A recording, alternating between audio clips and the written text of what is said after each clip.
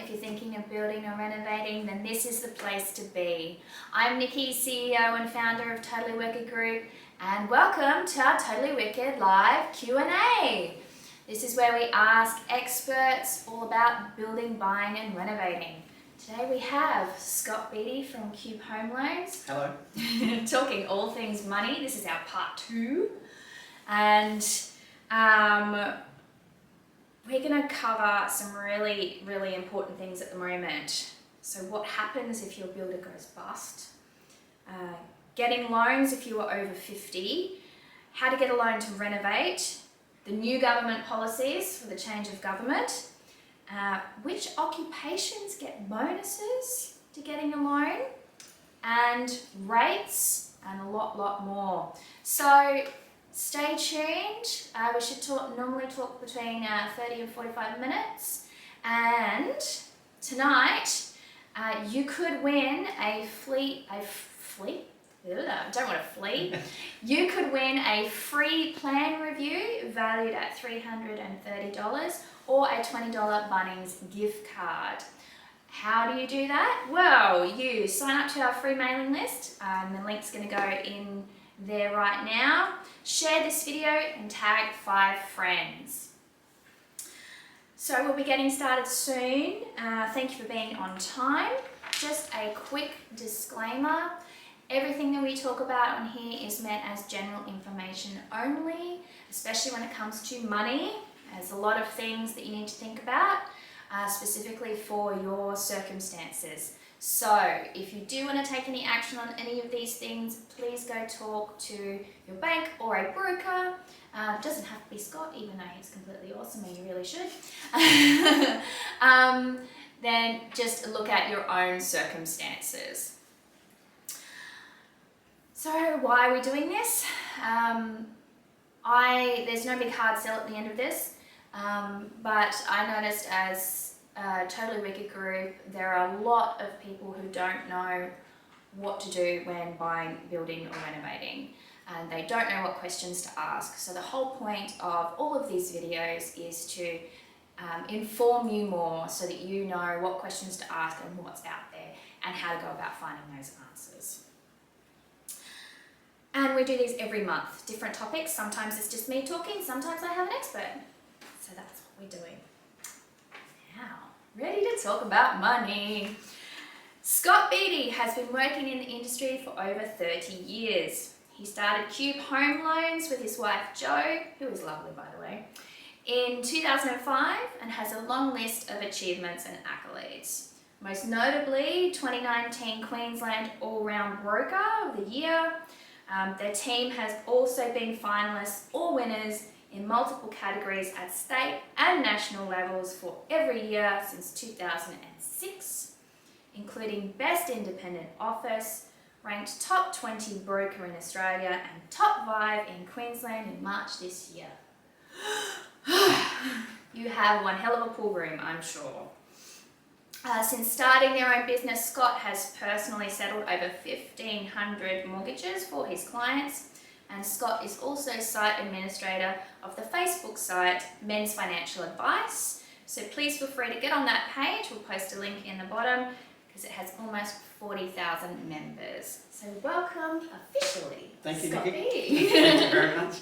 A very different environment to where it was when we caught up last time. Yes. Very much. That was a couple of years ago, just as COVID hit. It was not long after, so we touched wood out of COVID, and obviously previously a very low interest rate environment, and now a raising interest rate environment and a change of government.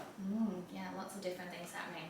So thank you so much for coming in and going through all of that stuff and some new things.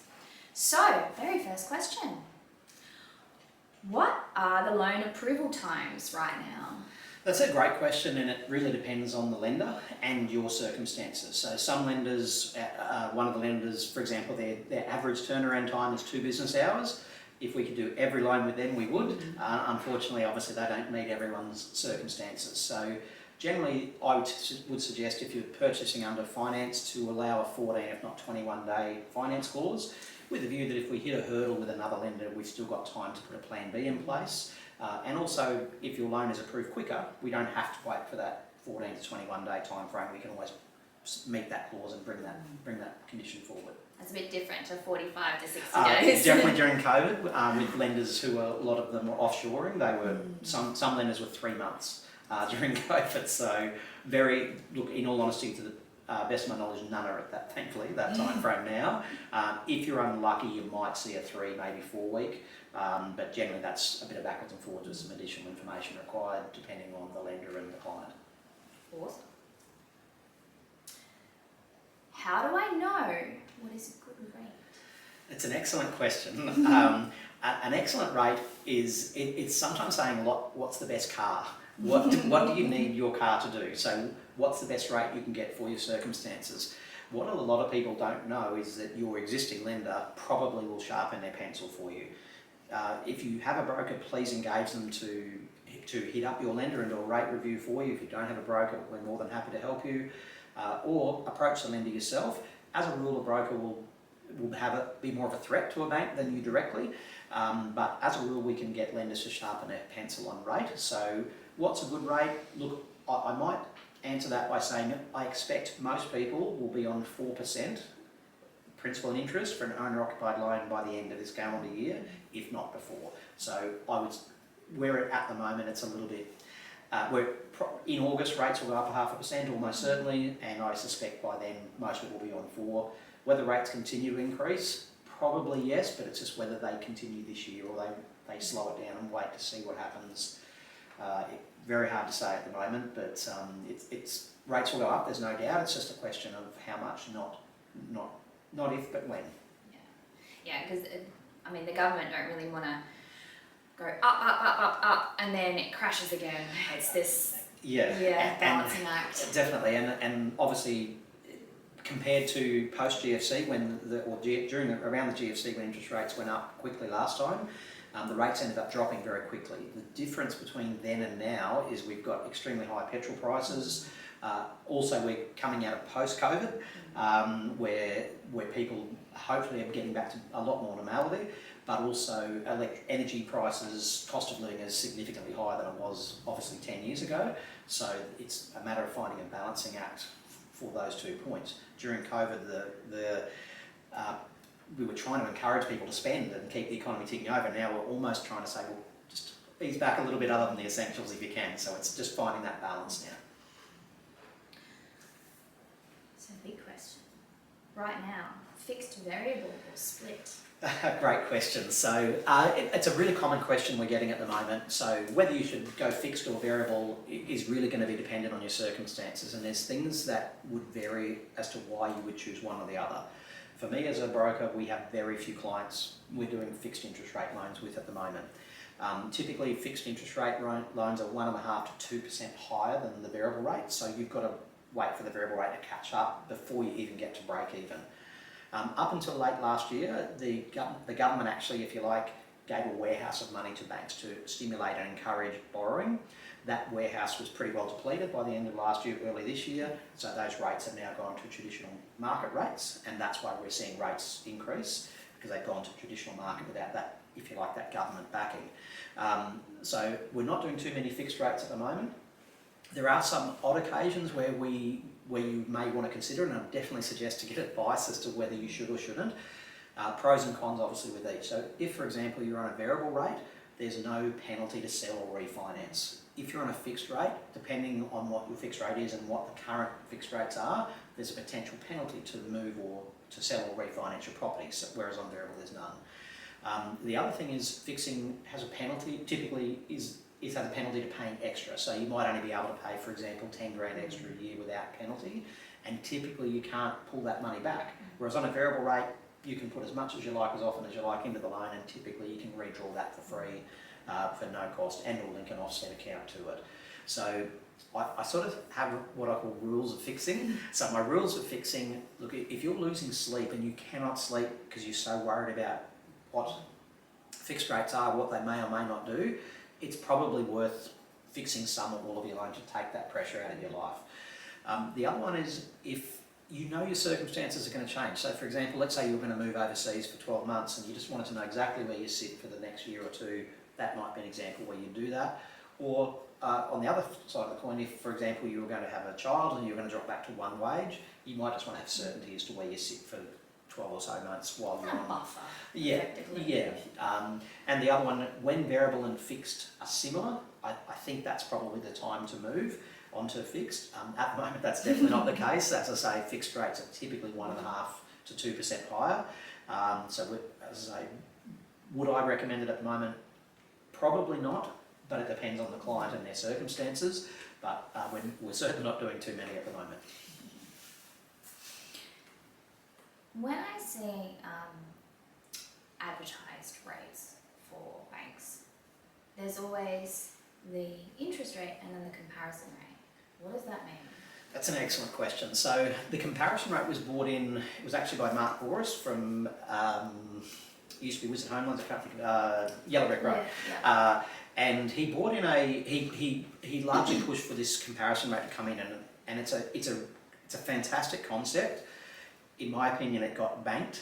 And what I mean by that is the banks took a bit of control over the comparison rate. So the important thing to note with a comparison rate is that it's only for a 150 grand loan and it's only over a 25-year term. So if you're borrowing 150 grand and your loan term's 25 years, it's probably accurate. I've been around a while. I don't do too many 150 grand loans, but it's probably a better comparison to put the two loans side by side.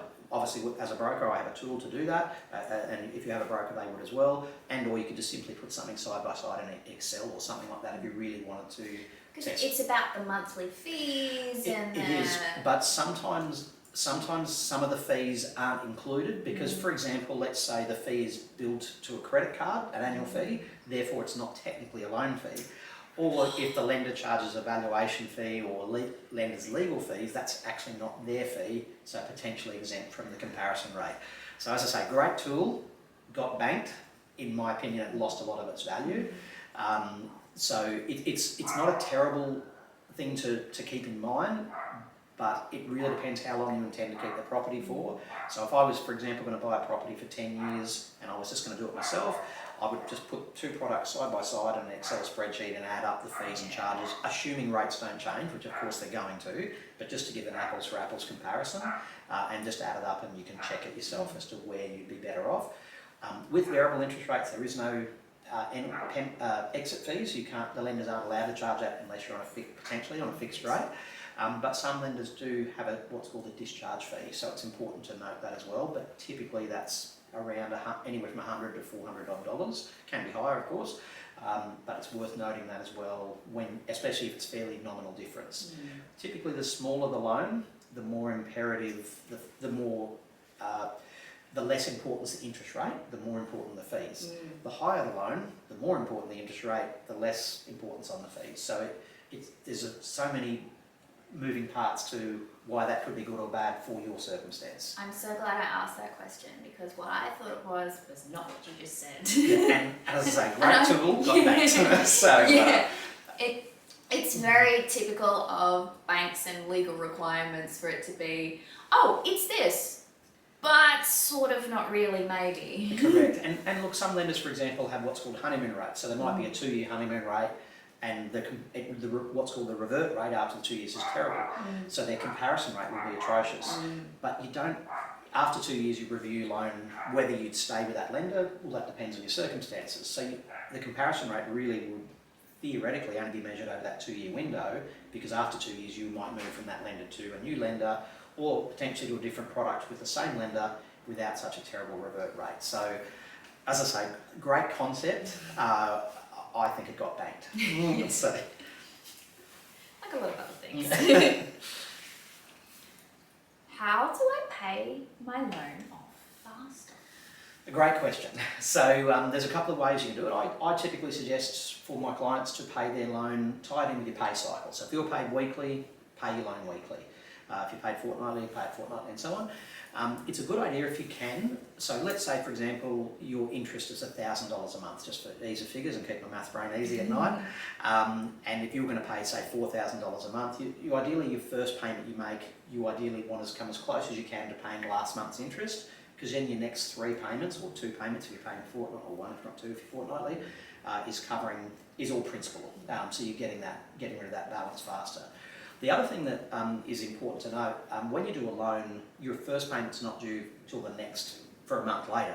So sometimes people don't make their first payment till a month after settlement. I strongly advise against doing that. Start making payments as fast as you possibly can, because otherwise it'll take you a little while to get back to zero, if that makes sense. So start making payments as often as you can, as fast as you can. And if you have surplus money, it's typically worth have a chat with your broker or advisor as to what the best plan of attack is for you. But typically you pay extra into your loan, and most lenders, unless you're on a fixed rate, will allow you to redraw for personal use, or if for any use really. If it is an investment loan, obviously just make sure you're not redrawing for personal use from an investment debt. But if it's a personal property, the house I live in, I'm not going to make it a rental. I can pay extra and redraw if and as I see fit. So I use it as, in effect, a forced savings account, and the interest is only charged on the outstanding daily balance. So the more I can park my money there, the better it's working for me. It'll help me pay that loan off faster. But in short, weekly, if not fortnightly payments is the way to go. Tied into your pay cycle is generally the easiest way. It's been that little step ahead. Well, correct, because there's 13 fortnights, 13 cycles. With fortnightly payments, it effectively makes 13 months of repayment. So if you were paying monthly and I was paying fortnightly, after a year I actually paid an additional month's repayment off the same loan. What do I need to get a renovation loan? That's a great question, and this is very lender dependent, and also what you're doing with the property. So if you're doing non-structural renovations, so let's say for example I was going to put solar on my roof, or I wanted to just re-deck, put a new deck on my back veranda or something like that, typically I know that's structural, but I'm not adding a story. Yeah, doing your bathroom, your kitchen, all those kind of things, typically non-structural. You're not adding a story to the house, you're not changing the roof line basically. As a rule, lenders will be okay to physically give you the cash for you to manage that project yourself. As a rule, if it requires council approval, then often it may revert to what's called a construction loan, in which case the lender will control payments. Most people, from my experience, prefer to control the cycle themselves, but as I say, it's very lender dependent. Some lenders will say, hey, up to 40 grand, we're okay, just give us, if you like, a laundry list of what you're intending to do. Other lenders are like, well, once it goes above 40 grand, we want to control it, get quotes, and we'll physically pay the supplier and that kind of thing. Potential downside is you could lose a bit of your bargaining power to negotiate down or pick up supplies yourself, or if you're handy and whatnot, you can potentially do some of that work yourself, whereas the bank's going to control funds. If you're a tiler, you might have to actually engage an external tiler to come in and complete the work. So it really is lender dependent and amount dependent and what you're doing dependent. But how would that work if you were an owner builder? Owner builders are really tough to do. It's probably one of the toughest loans that we come across. Thankfully, I haven't done too many, but it's very lender specific. Off the top of my head, there's about 3 lenders left in the market who are doing them. Lenders don't love owner builders, and the theory being, if I'm a builder and I'm going to not work on my normal customers, I'm going to work on my house, I'm not earning income, so therefore I'm potentially not having the ability to repay my debt.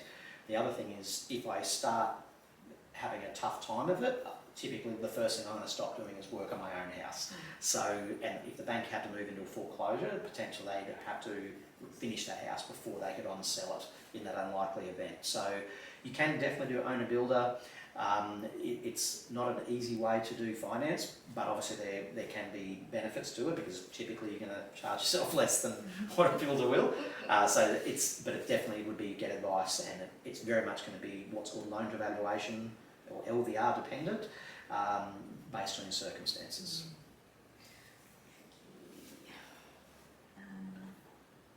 How much equity do I need to do an owner builder? Well, no, to get a renovation. To do, look, it really depends on how much you're looking to spend. As a rule of thumb, if you're looking to borrow money, ideally you don't want to be borrowing more than 80% of the purchase price or the valuation, because then you're going to be in what's called mortgage insurance territory. The downside of that is you'll pay a one-off insurance premium, which protects the bank and not you. The second one is that the mortgage insurer typically a little more stringent than a bank in itself. So the mortgage insurer might want more criteria versus the bank might go, hey, if you want 80 grand, here you go, you can have it. Whereas the mortgage insurer might come and say, yeah, I know the bank are happy, but we'd like to get some quotes and control the funds and that kind of thing. So in an ideal world, you'd have a 20+% deposit, not including the proposed works. If you can't or can't help that for whatever reason, you probably can't, as a rule, owe more than 90% of your property value. So you could also explore using a personal loan to do, let's say you had to do 30, 40 grand of work, you could potentially do the work, we revalue the house upon completion and then consolidate the personal loan into the home loan. So we can work with options, but again, it's very much customer dependent, and what's best for your circumstances may be very different for your neighbours, for example. So that situation, it's more like you're taking the risk to a different place and then asking the bank, once everything's finished, to absolutely see it for what it is, not what it could be. And the other thing, it could just be as simple as timing. So a personal loan typically is 5 days woe to go, if that. A home loan is probably a 3 to 6 week process, depending from woe to go, depending on the lender. So if you've got a builder who says, hey, I can fit you in next week, but I need to be paid, fair enough, they might say, well, you might have to jump quick. So you could do the personal loan, fund the renos, and then tidy it up after the dust has settled on your renovations, and do that way if you needed to. That's excellent advice. So, big question. It's been a big deal recently. What happens if your builder goes bust? Yeah, it's a great question, and touch wood, I haven't had any of our clients have this happen to. So you would, in effect, more than likely, you would claim under the QBCC, assuming it's Queensland, policy, and they would actually engage a new builder to complete those works on your behalf. The hard part would be how long that process would be. Chances are it's probably going to push your construction project back some time. The short answer is you've got to find a new builder, but typically the QBCC would more than likely be involved in that process. It wasn't like you'd have to go around to open homes or display homes and find a builder, but more than likely QBCC would be involved in that process for you. And as I say, touch wood, I haven't had it happen, and touch wood won't ever. But so you can do that. The other time, something we've had before where people have started to build themselves, but they've run out of money. It's very difficult to obtain finance on a partially complete property. There are funders that do it, but obviously be mindful they're charging a higher rate. They've got to make money somewhere. And correct, but typically that loan might only sit for 6 or so months, so they charge a high fees, higher rate, with a view that you'll get out of that loan as soon as your house is complete and move to a more traditional funder. But there are options, but yeah, I think it's something we'll see. And importantly to note too, a lot of builders are now putting clauses in that they can up the prices in line with CPI. So traditionally a fixed price contract was a fixed price contract. I hope I didn't skip ahead on one of the questions there. But a fixed price contract, if it was 200 grand to build, but now they're putting clauses in that says, hey, we can put that up by 10%, 20% or whatever, or in line with the cost of material purchases, or if it hasn't been done by a certain time frame.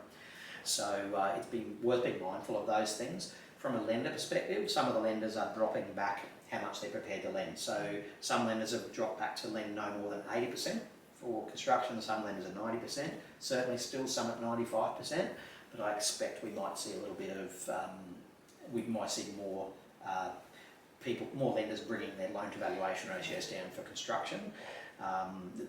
It's a bit of a wait and see what happens there. Yeah, it's really tricky at the moment with freight and actually just getting materials, let alone the cost of them. Absolutely. So yeah, if you're a builder and you did a quote 6 months ago, it's very different now.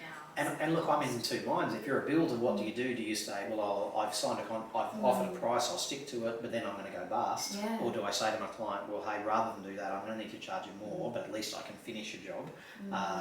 But I understand from a client's perspective, I'll be like, hang on, you quoted me this price. So I definitely see both sides, and it's probably a matter of, I dare say, finding a bit of middle ground if you get to that, because if the builder can't complete the job, well, the quote's useless anyway.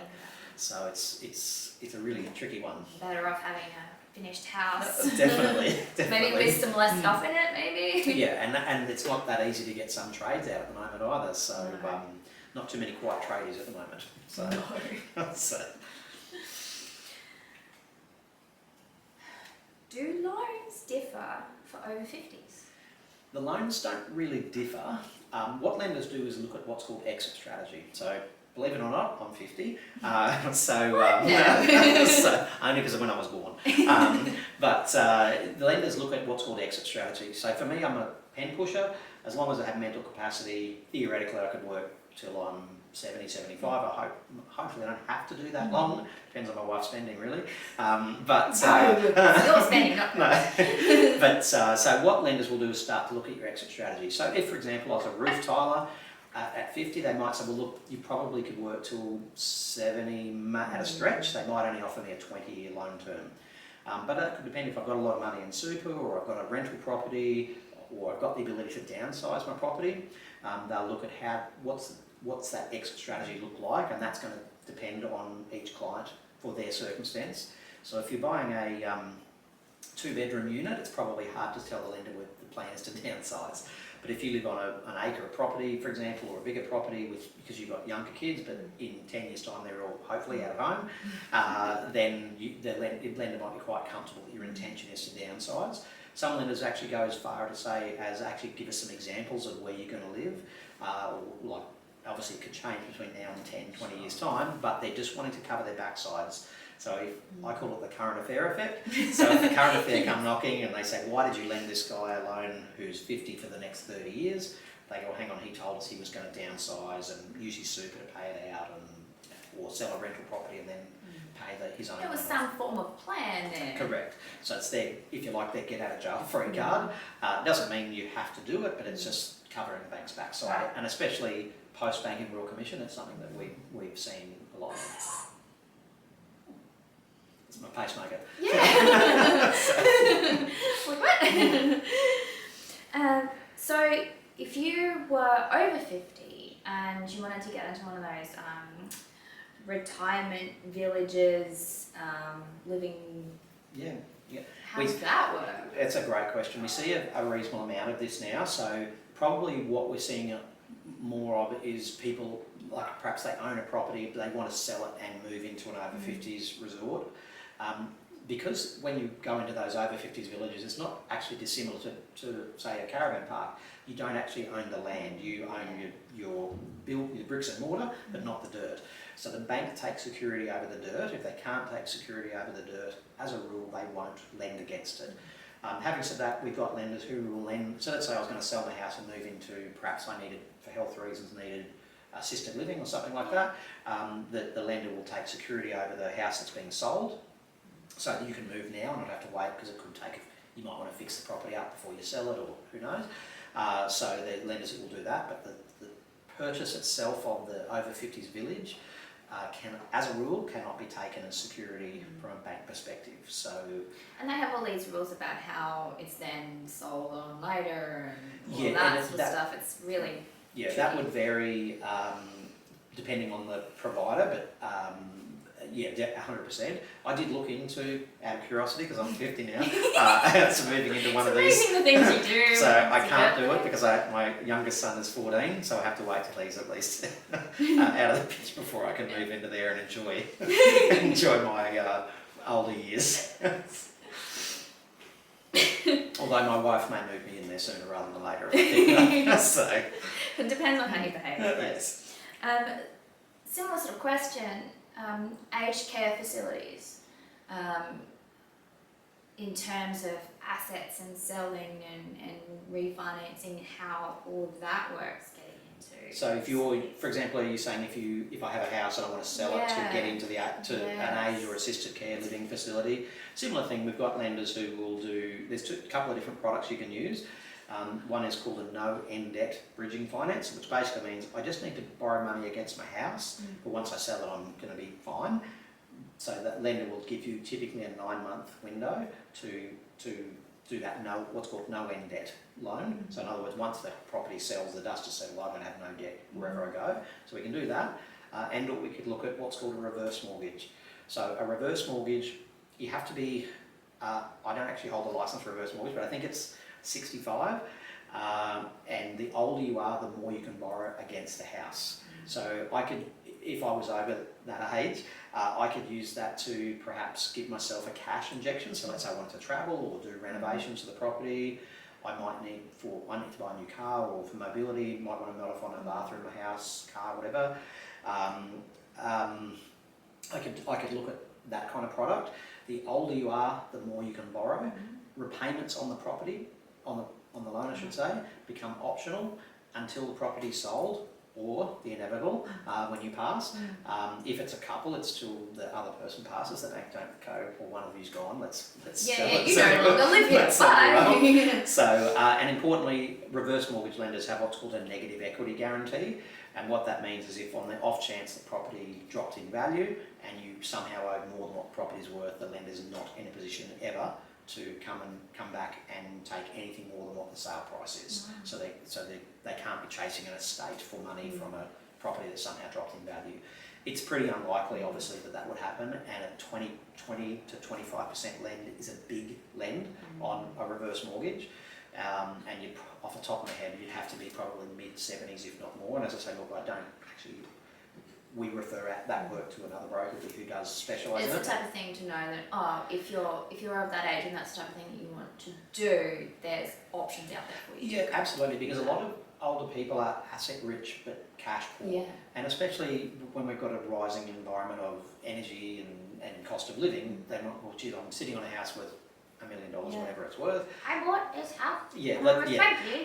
And now it's worth $3 million in the middle of Melbourne. And you don't want to turn the electricity on or the heater on because it's too expensive. So this, you can take it as a lump sum to if you want to. Obviously, there could be Centrelink implications, so definitely get advice on that. Or you can take it as what's called an annuity. So you get a monthly pay, if you like, and you can do with it as you see fit. And that might be just something you do for cost of living. And especially if a couple have become one for whatever reason, that may be an option to do that. So because typically your cost of running a house don't drop dramatically because you go from 2 people to 1. So the electricity is probably quite the same. Perhaps the food bill will be a little bit less, but in reality that everything else is the same.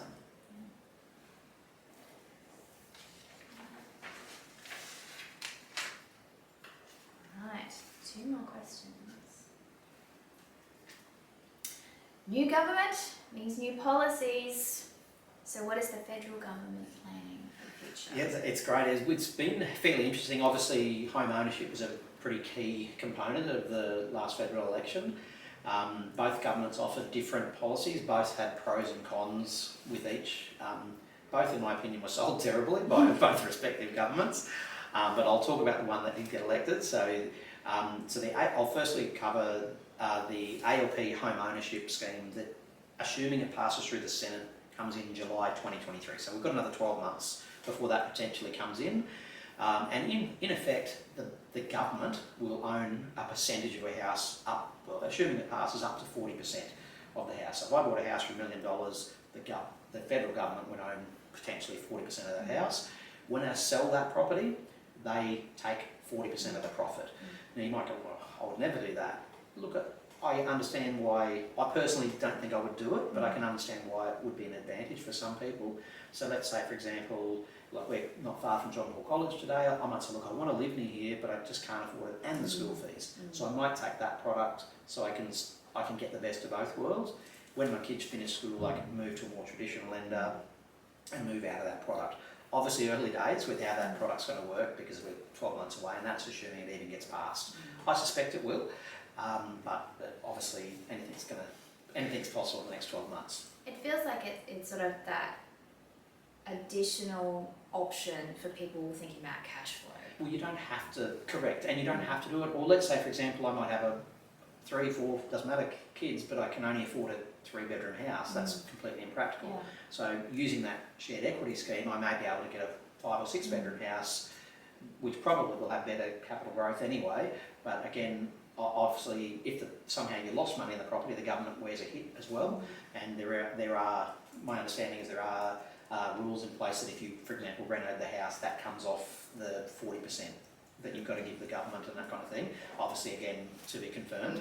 But yeah, definitely there's pros and cons to it. And it's really going to be client dependent and what lenders come on board, importantly, because if a lender doesn't support it, well, it's useless unless the government are intending to set up their own bank. But I don't think that's likely. The other scheme that is in place, as of 1st of July is the Home Guarantee Scheme. So this was formerly the FHLDS scheme, the first time... Yeah, I have it written here because I need to make sure I know that's what it is, and I changed the name of it. Yes, so I think it was called the First Homeowners Limited Deposit Scheme, and that FHLDS, the old scheme, was broken into three: new homes, existing home, and single parenting scheme.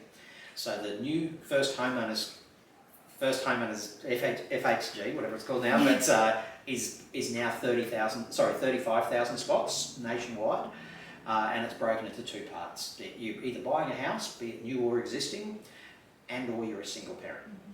So the single parenting scheme enables you to purchase a property with as little as 2% deposit, and you don't pay any mortgage insurance. My understanding, you have to be divorced, and obviously you have to have a child. Yes. so Not fur babies. yes, a two-legged one.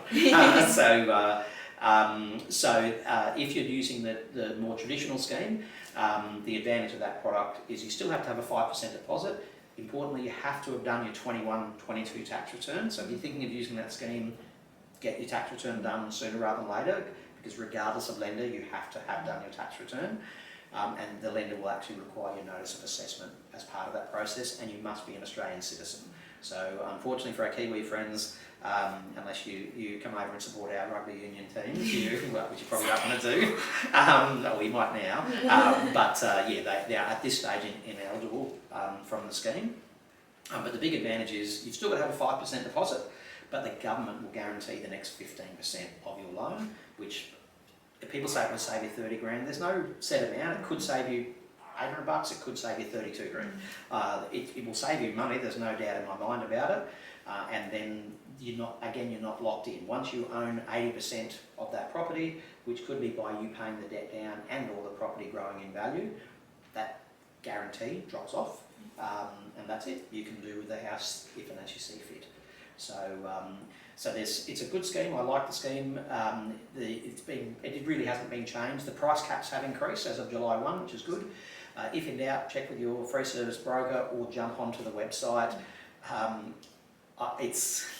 I'm not actually sure of the website because it changed as of July 1. We'll put a link in. Yeah, sorry, and I don't know if it used to be the FHG. Later. Yeah, but just search FHG, the First Home and Guarantees FHG scheme. We'll put the link in, but definitely check your postcode of where you're buying, because there are certain postcodes depending where you're purchasing. So for example, in Melbourne, the price cap's higher than Brisbane. And obviously we're Brisbane based, so 99% of our customers are in South East Queensland. We're certainly not geographically restricted, but it's nice to be able to sit down with people and sort of map out a plan of what the plan of attack is with the relevant lender and what you need to do to move forward. We certainly can do Zoom, and virtually every bank or broker will be able to do that. But I normally recommend sitting, if you can, go, if you like, belly to belly with someone to make sure you're all on the same page. Last question. Are we done? Yeah. Hopefully.